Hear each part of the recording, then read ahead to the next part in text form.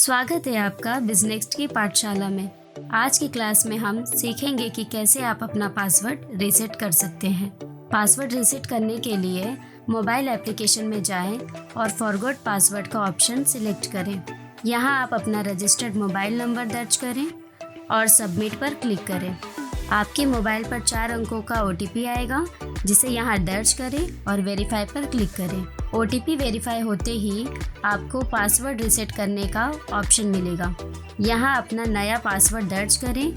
उसी पासवर्ड को कंफर्म करने के लिए दोबारा यहाँ दर्ज करें और रीसेट बटन प्रेस करें, जिससे आपका पासवर्ड रीसेट हो जाएगा। अब वापस लॉगिन पेज पर आकर अपना मोबाइल नंबर और नया पासवर्ड दर्ज करें, जिससे आपको एक OTP आएगा। OTP दर्ज कर वेरीफाई पर क्लिक करें। यहाँ अपना पिन नंबर लिखें, जिससे आप आपके अकाउंट में लॉगिन कर पाएंगे। यदि ये प्रक्रिया करने में आपको कोई समस्या हो रही हो तो हमें हेल्पलाइन नंबर 022-421-23123 पर संपर्क कर बताएं। हमसे जुड़े रहने के लिए एवं समय समय पर ऐसी जानकारी वाले वीडियोस देखने के लिए हमारे चैनल को सब्सक्राइब करें और बेल आइकन को प्रेस करें।